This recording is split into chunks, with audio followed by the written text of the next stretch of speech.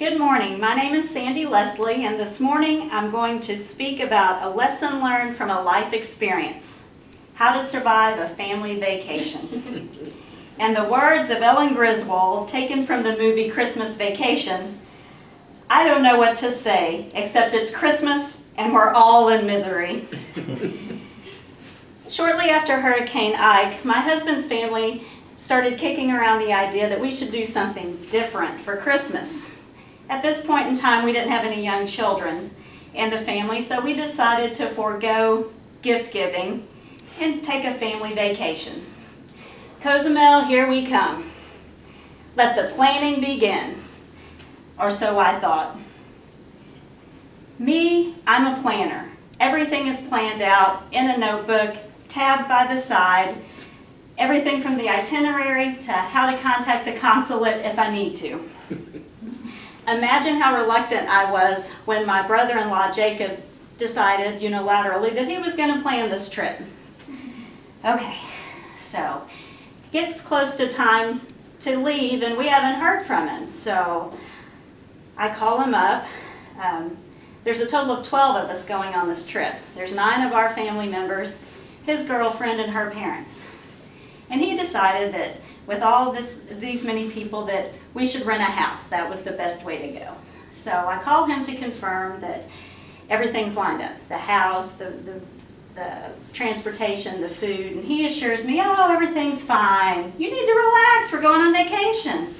Okay, all right, so we land in Cozumel and we gather our bags and we meet up with some of the family that's there already outside, and lo and behold, no transportation to the house. So, strike one, Jacob.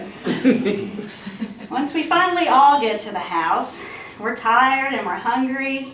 So we ask him, what time is the meal going to be served this evening? So that was included in the price of our trip. They were supposed to have breakfasts and dinners for us. So he gets on the phone and he calls, and we come to find out real soon, well, I didn't make the meal reservation. So, strike two.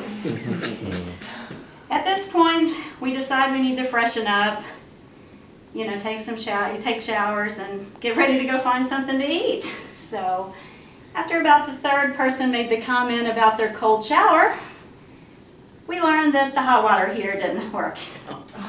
Okay, strike three. We're on day 1 on a week-long trip. Well, about day 3, things settled down. We got the meal situation squared away. We had the transportation squared away. And we had hot water. Thank you. So my husband and I were able to take a little trip around the island because we rented a car after the little transportation debacle.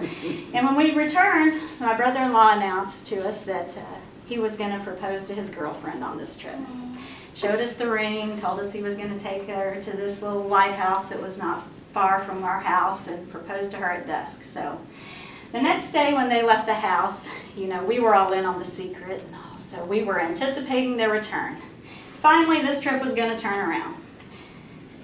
Well, we wait, and we wait, and we wait some more.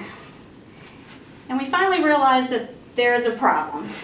When Jacob comes back in the house, and he goes one direction, and his girlfriend goes the other. Yeah, so apparently she wasn't ready to say yes at this point. So you can imagine, this is a very uncomfortable situation since we're in the house, her mom and dad are in the house, and we have a few days left of vacation. But thank goodness. My husband was starting a new job after the first of the year, and we had decided to leave before everybody else. So we got to leave a day early. When we boarded that plane, I said to myself, gosh, I sure need a vacation. So when we get to this point, I finally understand what my boss used to say when he said, this is an IFL situation, intensified family living, and you want to avoid it when you can. So the lesson that we should take away from this is, when your family wants to go on a family vacation, you should always have a plan of escape. Thank you.